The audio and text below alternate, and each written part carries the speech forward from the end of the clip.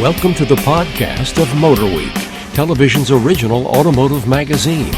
MotorWeek is made possible by TireRack.com. Here's your MotorWeek podcast host, John Davis. And welcome, everyone, to MotorWeek podcast number 130. Welcome around our table. And we're upstairs in our Sound Studio A today. A little bit different venue for us, but we still have our writer-producer, Brian Robinson. Hello, John. Our assistant producer, Greg Carlos. All right. Our writer extraordinaire, Patrick Lucas. Welcome back, everybody. And we have a lightning round, a viewer question, our rant and rave section. But first, this is a special show because this is our recap of the 2015 LA Auto Show, and we're also going to touch on the new Toyota Prius. But let's start off with the auto show. And full disclosure here, both Greg and I are fresh back from the LA Auto Show. Quite literally. And you got back just this morning. Well, yep. Patrick's in the process of pulling all the material together. I know Brian Robinson keeps up with what's new there. So I'll start with you, Greg. Most influential, most interesting, best vehicles at the show. Where would you start? Probably the launch the reveal that I first started at was actually the Fiat, the 124 Spider. Yeah. Which is cool, yeah. Yeah, and I really think, it's kind of the star of the show, even though we all knew it was coming, and we all know it's based on a Miata, but still. Well, that was one of the few that we were really, really looking forward to. I mean, that was a world debut, right? It was indeed. Yeah, so that was actually a really big deal. Among a bunch of others we had been talking about earlier, wasn't a lot of world debuts there, a lot of North American debuts. There were a lot of refacing and, relaunches and freshenings, but, I'm the only one in the room that kind of grew up with the original Spider in the 60s, and this is the 50th anniversary of it, and it's interesting because, here's this sports car that is based on a Miata. They've got all different body panels and certainly a different front end. The interior is pretty much the same, but they do have their own powertrain. They got a Fiat powertrain, and so I expect it'll be interesting. I'm sure we'll all be driving them back to back, but I don't know. As much as I was excited about it, and I like the looks of it, is it the fact that it's just the proportions are so much like a Miata? And there's something wrong. How much time did you spend with it actually in person? Because I'll say this. I saw it revealed, and I thought, okay, that looks pretty good. I wouldn't say it looks great. And then as I'm walking around the show, I'm following along on Twitter, and I'm seeing pictures of it. And I'm like, that doesn't look as good as I remember. But then I went back to it. It looks better in person. It looks better in person. All of the early photographs that Chrysler sent out were all black, of a black model, which I thought was terrible. They've got like this medium blue that's going to be their launch color. It has the Ferrari-ish old 60 style headlight flares, which works. The grill's a little weird. It's like I'm not sure what it is because it's not like the original grill. I thought it was a little strange there because the Miata seemed like it was like a tight package with like the squinty lights and like everything looked sharp and aggressive. And this, with the typical Fiat, like you said, the headlights on the grill bulging and big and like in your face. And I guess because we saw the Miata first, the MX-5, that worked so much better in my head that this, I've only seen pictures, so I guess we're going to have to wait. Yeah, it's a cool-looking car. I bet it probably handles a skosh better, although the suspension's going to basically be the same. So we'll see. I'm a little disappointed they didn't have enough money to kind of do a little bit different dashboard because, the interior, the instrument panel is almost exactly the same. So, and to go all that effort and still say, oh, it's a Miata. Well, yeah, it's like getting in the Scion IA. Yeah. After seeing all of it, and then you get inside and it's a Mazda. It's like, okay, well, you know where they save money at. But I think that was an important vehicle. So it's not as good looking as the Miata. The powertrain is going to be Italian. Here we come, guys. This is not I'm just saying, why are we buying this over an MX-5? I think that's a very good question. And actually, Fiat stood up there and said, we don't expect this to be a big volume vehicle. Are they going after people who have owned, older Well, Spiders, except that they're my age. I suppose they could be. let's face it, it will be no matter what happens, it will be far more reliable than the original 124 Spider. I would sure hope so. I think it'll be more vehicle. appealing because they're doing the Abarth version, which will be probably a kick-ass car. Right, which will have a lot more performance. Yeah. So that should get people excited.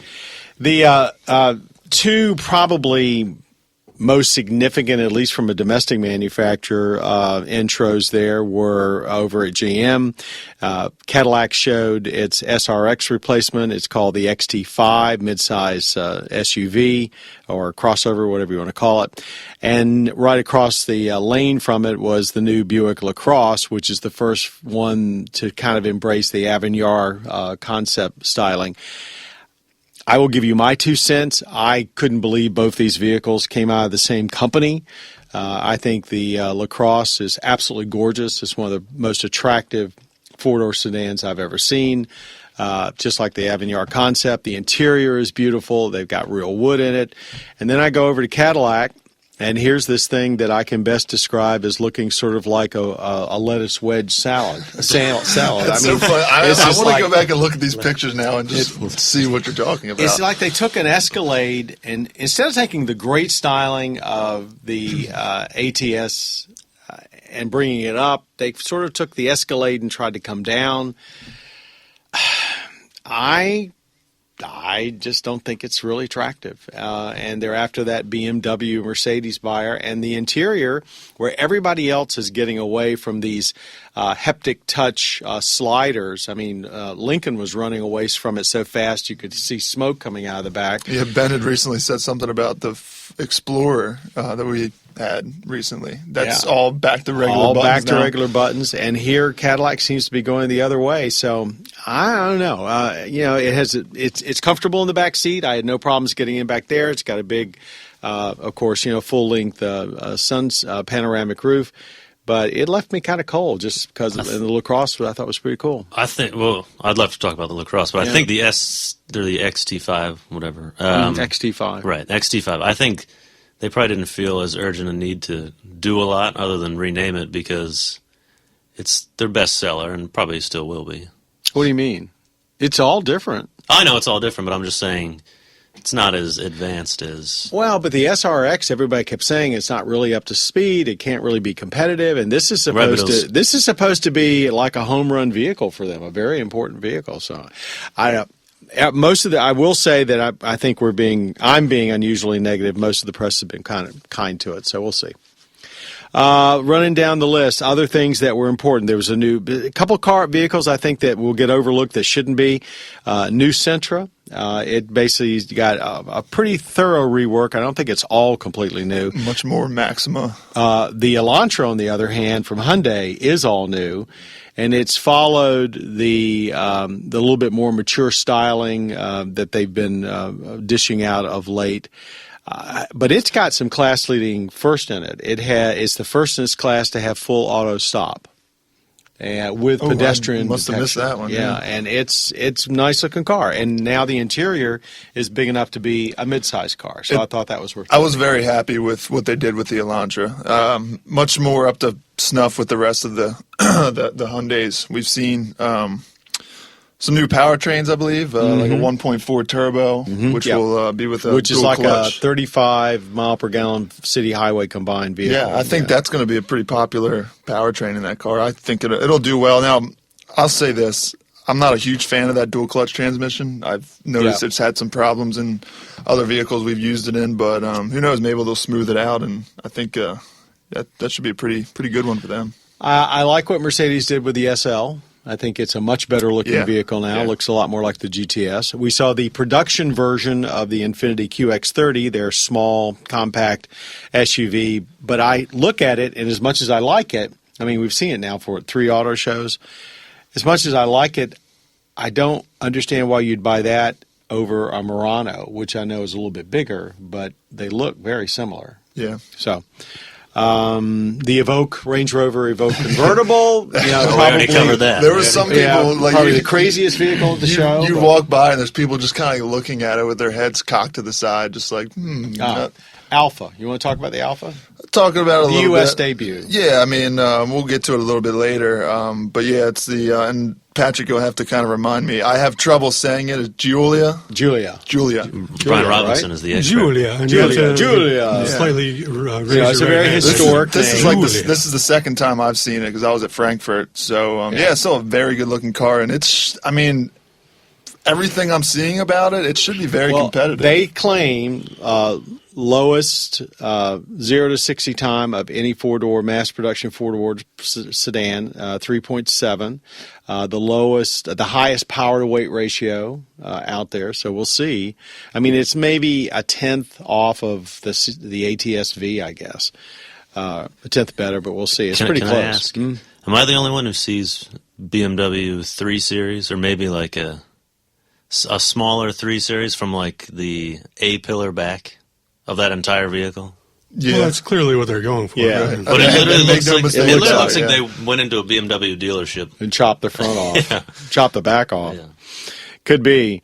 CX-9 from Mazda, all new finally. We have a long-term CX-9. It's a very sturdy vehicle, but it's probably about 3 or 4 years past when it should Very be long in the redone. tooth. They really didn't give a whole lot of information. There's more information about it coming out next week. It looks very attractive. It looks like it's still, it's got their Kodo, was it Kodo design language? Soul of motion. Yeah, Soul of Motion. Did you hear I was reading up on it. I have to. It's my job. It's four-cylinder. Only four-cylinder. Only four-cylinder.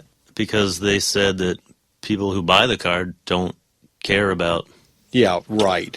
You ever been on the interstate with one? That's Volvo's line, too. Yeah. We'll see how that goes. So it's a 2.5 turbo, right? I believe so. Yeah, and they're saying it's got good numbers. We'll see, but that's a big vehicle to be moving around with a four-cylinder turbo. We skipped over. We were talking about American cars earlier. The MKZ had a update.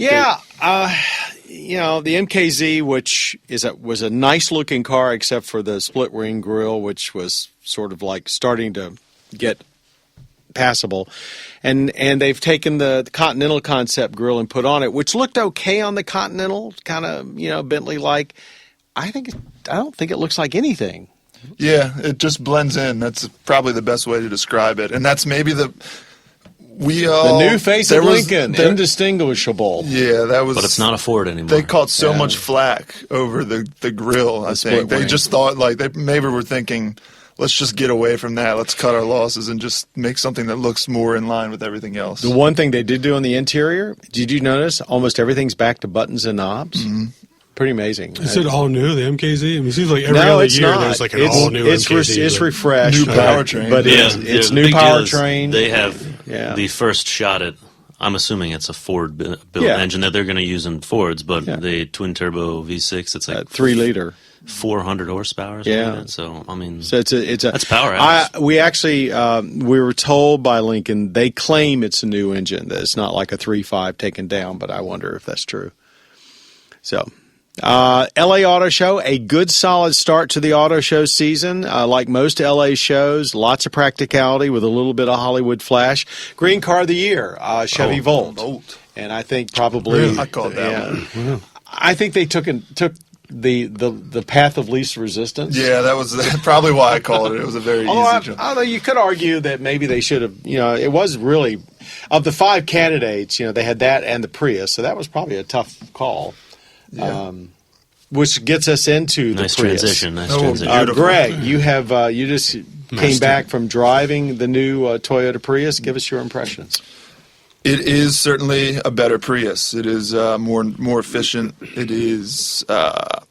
They actually started it's a new architecture for the entire brand now. They call it Toyota new global architecture. So this is like the Volkswagen. That's creative. MK. Right. MBK, so it's just going to start trickling into all the other Toyotas. Here you get a fully independent rear suspension now on the Prius double wishbone, which we've seen the Highlander did it a couple years ago.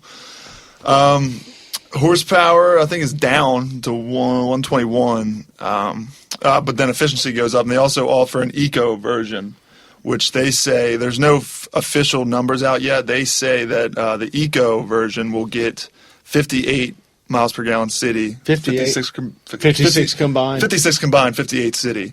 And that actually gets the lithium-ion battery, which pretty much all Priuses will get. The nickel metal hydride is only in the Prius 2 non-eco. Like the absolute base model. Yeah, the base model. Right. But I got to say, driving it around, it is more comfortable. It's quieter. Better seats, finally. Better seats, yeah, absolutely. We actually did a little handling course on an airstrip. Not exactly the vehicle I wanted to be in my first time on an open airstrip, but handles better. But it's not. I will say that I don't think it even is as good as the Volt, really, with handling. Am I the only person that thinks that these two cars have crossed? I look at the new Prius and say, less wedgy. It's got a defined hood now. It looks more like the Volt. And the Volt, on the other hand, if you look at it, it looks more like a Prius. Is that just me? It's conspiracy. Well, but overall, you think big improvement. Yeah, definitely an improvement. There's a ton of new safety on it, too. I mean, there's adaptive cruise control, which will actually bring you to a stop. It's kind of like Mercedes is, what is theirs, Distronic Plus, where you can actually use it in traffic. It'll bring you to a stop. And then they also have collision avoidance, which they're very careful to say that it'll bring you to a stop. I did get them to say that between, I think, under 25 or so, well, it is capable of bringing you to a stop. But they will not say that, yes, this will stop you every time. Because they wouldn't do that. They wouldn't make that claim on the latest Camry either. Yeah, so. But sounds like they got a little bit closer. But we got to test that out, and it did. It stopped itself. How's the interior looking? They're still in that funky little shifter. Yep, they have they moved the shifter a little bit. It's more in the center now. The gauge is still centered up top, but there's also, it's reconfigured and there's more color, so it's easier to see things. If you just glance down, it's just easier to see it. Well, they didn't like streamline it like the rest of Toyotas. It's still like uniquely Prius. Yeah, but there is hints of Toyota, or like the rest of the Toyota lineup in it. So they did kind of bring that in there to make it feel a little bit less Prius, but at the same time, it's still very Prius. Did it feel less powerful because you notice, like? I wouldn't. Nah, I didn't. It was pretty negligible. You don't really. I hardly found myself really trying to get on it, and when I needed to, it was enough. But I wouldn't say I noticed any real loss in power. Before we move on, actually one more vehicle we didn't mention at the LA Auto Show. The third time we've seen the Toyota CHR concept, now officially a Scion. So Scion's first quote unquote SUV crossover, due in about a year. Anybody see it? Do you think much of it? I mean, it's kind of cool looking, but who knows what the production model looks like. We've all pretty much seen it a couple times. So it's worth noting that they finally acknowledged that Scion is going to go into the crossover arena. That'll be good for them. And let's go back to the Alfa and do that for our lightning round. And we do actually have a bell today. It is an electronic bell. Greg, I think you'll be handling this one. There we go. All right, we have 2 minutes to talk about it. Speaking of LA, the Alfa Romeo Giulia, and we saw it in person. You've seen it twice, I guess. So it seems is FCA taking another serious step towards relaunching their high-end Italian brand. And based on what we've seen with the Giulia, and we know there's a forthcoming Roadster that isn't going to be based on the Miata, supposedly. At least it'll be built in Italy. Is there room for them among the BMWs and the Audis and the Mercedes and the Cadillacs? And what do you think? Got a chance this time or what? Well, I was kind of surprised. Wasn't there rumors like a week or two ago that they was being pushed back already? There's always talk I think there was something in the press about the launch being delayed another 6 months. That car, their plans in the U.S. entirely. All of the above. Wow. Yeah. I think the whole thing's supposed to be 6 months later than they originally planned. Was there a specific reason or just rumors that something? I think they were like restructuring how they were going to go to the U.S. market or whatever. Or they were rethinking all that stuff. So I don't know. It makes me wonder if we're ever going to see this car. That's a scary thought. It makes me sad. Yeah.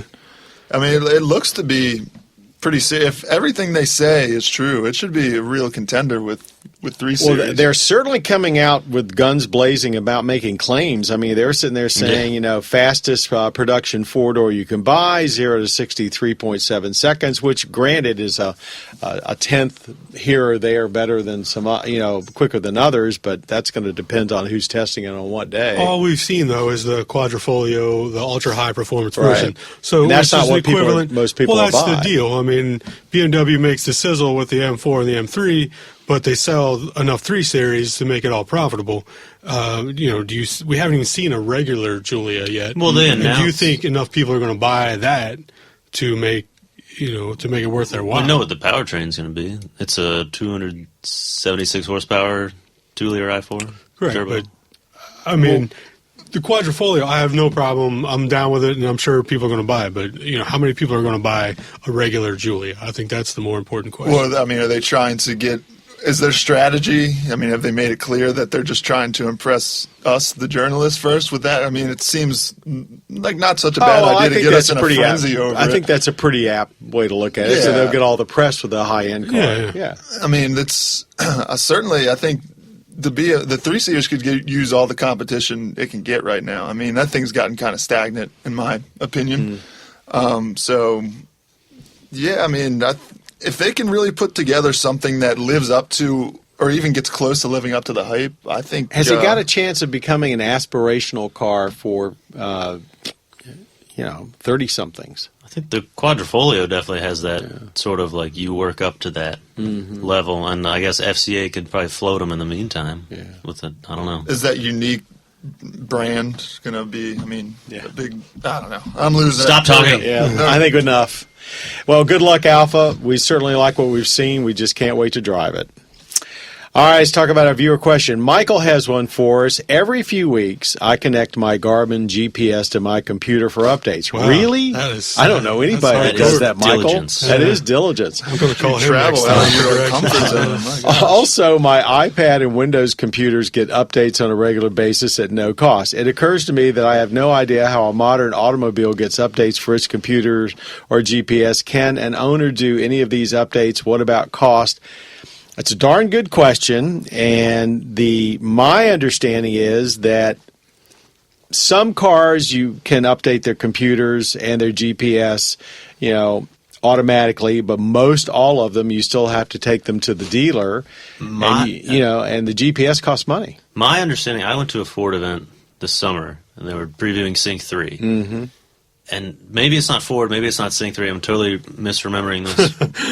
but go ahead and give us your opinion anyway. Some company has the car can connect to Wi-Fi. Yeah. I'm pretty sure it's Sync 3. And it can connect to Wi-Fi like if you're parked in your garage. And it can download updates. I think Sync 3 can, and I think at least one of the European manufacturers. I think we're heading that way. I think traditionally you had to go to the dealer and pay to get an update, or you got like one free update and then you had to pay. But I think more and more we're moving along the lines of like cell phone. Right, it's even sort of more of like a passive thing where it's just like you're parked at your house and like you allow the car access to your Wi-Fi network, and every couple months or so if it needs an update. So, Michael, I hope that helps. But I want to go one step further. Once we get Apple CarPlay and Android Auto on all these new cars, is anybody going to care about any of the system that comes with the cars anymore? When I was at that Ford event, I asked them, I said, you guys are like prepping so hard for this Sync 3, and you spent all this time and like resources developing Sync 3. I was like, what happens, because you guys are also supporting Apple CarPlay and Android Auto, what was all the effort for? And they said they think that enough people will not use those two systems and use Sync 3 by itself. Everybody, place I go, everybody's using their cell phones and the nav systems on their cell phones. From experience, when I did that Camaro trip, I had Apple CarPlay, and when I was using the navigation, I ended up using Chevy's navigation. Really? Because I don't like Apple Maps, and you can't use you can't get like the readout for Google Maps. Right. Yeah. Now, if you're Android, then you have the Google Maps. That's a good point. That's a good point. We'll see. Rant and rave. Anybody got something on their minds that they want to spill out in the public? I mean, I do, but I've always got something locked and loaded. All right. Well, it was raining yesterday. We can probably do two because this will be a short one. It was raining yesterday, and I noticed I was in the Tahoe, brand new Tahoe, rear windshield wiper. Of course, it has one. I was following a Focus hatchback, probably last gen, has a rear windshield wiper. Why don't all cars have them? You mean like sedans? Yeah. Why don't they have a rear windshield? I don't know. I can't remember a time where I've actually needed one. Really? Why did you need a rear wiper? Because it was just enough. It wasn't like pouring down rain, but there was just enough mist and stuff kicking up around that I could barely see. That's what I use Even mine on a for. is hatchback the- or anything, you don't ever use the rear wiper? Because I do, because he just the crazy. way a vehicle goes through the air. If you've got Right, it kinda either kicks up a on it. fastback or a straight up and down like an SUV, you tend to just get it dirty. That too, And yeah. you can't see Yep. it. But I have to admit, I haven't had that much problems with the sedan. No, I couldn't. I don't know. All right. Maybe Well, that there you is- go. It is a noticeable difference between a hatch and a sedan. I know You don't the have airflow is problem. very Yeah, different. yeah. Well, I think there is a certain That's reason. They've been interesting. doing it for years. Then let's move on. There we go. Well, That was no, my I short mean, I little think that's rant. kind of interesting. Thanks but- for that, Patrick. Should be required on all vehicles now that I think about Well, it. gosh knows, if you say it loud enough, I'm sure the government will make it so. It's a All right, safety, Greg. it's a safety issue. Well, yeah, people. while we're still on the auto show topic, this is something we can all relate to. John, you and I, just because we just came back, I'm getting a little tired of when they do the actual unveiling of the car. Yeah. I'm talking the pulling of the sheet. Yeah. So from the time that they stop talking to they actually unveil the car, sometimes, and it's not everybody, but sometimes it's just way too long. And it's for a car I've already seen. It's just like I'm sitting there with Well, they the have camera. to give you all of their sales information. Well, no, I'm not even worried about that. I'm talking about the actual time between when they're done giving all Right. the sales information and the time the girls or whatever pull the. You sheet sound off like of it. such an entitled journalist. It's ridiculous. Yeah, I do understand that. I know it's not everybody Yeah, has people this would kill to problem, be at but an auto show. this is fresh on my mind. Well, my what mind. gets me is when they give you all the hype and build up for the vehicle. They've run through the sales stuff. They've told you how wonderful everything is. And then they pull the wraps off the vehicle and they give you absolutely no information. Now, I understand it's all on the internet and they've given it to you on a thumb drive and all that. But technically, wouldn't we've you also rather seen it, sit there probably. and hear about the vehicle than how many sales they've had for the last 9 Yeah, months? I agree with that as well. Anyway, So- but then again, we're not spending millions of dollars unveiling a vehicle at an auto show. Patrick are just we? made me feel bad about myself now, so I'm going to be much more Keep it humble. real. Keep it real. And we're going to keep it real and wrap up this edition of our MotorWeek podcast, number 130. I want to thank everybody for their participation. Our writer-producer, Brian Robinson. Assistant producer, Greg Carlos, who still has some jet lag. Our writer, Patrick Lucas. Our audio engineer for Johnny, today. John. Whoa, what did you do? You lost your head. Oh, I lost my head. Oh, my goodness. David head fell Wainwright. off. David Wainwright is our Not a audio good engineer omen. today, our podcast creator, Bob Mixter, and our producer, Patrick Lucas, even though he forgot to bring the mechanical bell in today. So boy. Greg Ding, ding, substituted. I'm not for doing it Dawn. because digital is just. Thank you very much for listening So to our sorry, podcast and for watching Motor Week on all the public television stations around the country, Dude, and also for following us on the Velocity Cable channel. I'm John Davis. For all of us at Motor Week, thanks very much for being a part of Motor Week, television's original automotive magazine. You have been listening to the podcast of MotorWeek, television's original automotive magazine. MotorWeek is made possible by TireRack.com. For additional information on podcasts, videos, and showtimes, visit our website at MotorWeek.org. And watch MotorWeek, television's longest-running automotive magazine series each week on your local PBS station.